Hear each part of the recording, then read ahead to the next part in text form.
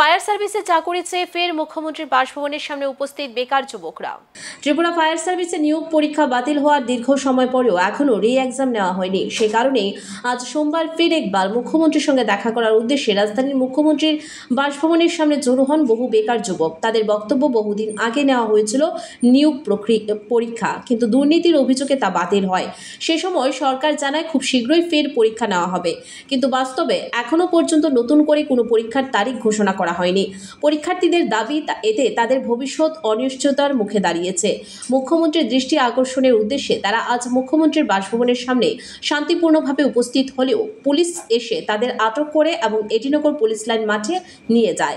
আটক হওয়া চাকরি প্রার্থীরা জানান তারা হতাশ ও ক্ষুব্ধ। তাদের একটাই দাবি, অবিলম্বে নতুন পরীক্ষার তারিখ ঘোষণা করে নিয়োগ প্রক্রিয়া সম্পন্ন করুক সরকার। তারা প্রশ্ন তুলেছেন, সরকার কি আদৌ আমাদের ভবিষ্যৎ নিয়ে চিন্তিত? বারবার প্রতিশ্রুতি দিয়ে ফাঁকি দেওয়া হচ্ছে, আমাদের ধৈর্যের সীমা ছাড়িয়ে যাচ্ছে।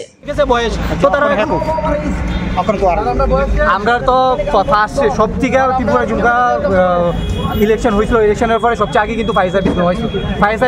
ফায়ার সার্ভিসের পরে বাকি সব প্রসেস করা হয়েছে, কিন্তু ওখানে সব ফায়ার সার্ভিস বাদ দিয়ে বাকি সব ক্লিয়ার হয়েছে, কিন্তু ফায়ার সার্ভিসটা আটকাই দিয়েছে। এক্সাম হয়েছে, এক্সামও ক্যান্সেল হয়েছে। এই জিনিসটা কি লিখা হইতো, এটা নিয়ে এসে আমরা এখন যে যুবকরা হতাশ হয়ে দিয়েছি, এটার কোনো প্রতিবাদ নাই, কোনো আনসার নাই। সবসময় আমরা এইটাই চলতেছে। রাজ্যের মুখ্যমন্ত্রী তো কইতাছে বারবার যে চাকরি দেওয়া হইতাছে, চাকরি দেওয়া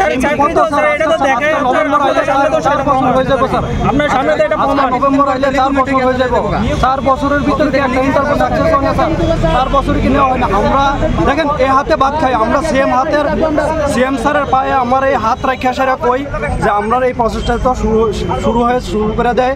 হ্যাঁ, আমরা এটা যত নিয়ে নেয়, কারণ আজকে অনেক দিন হয়ে গেছে স্যার। আমরা 1796 জনের মতন আছি আমরা ক্যান্ডিডেট। আমরা আর কত বেকার বই থাকবো? একজন রেপিস্ট মেয়ে, একজন বেকার ছেলে এক সমান স্যার।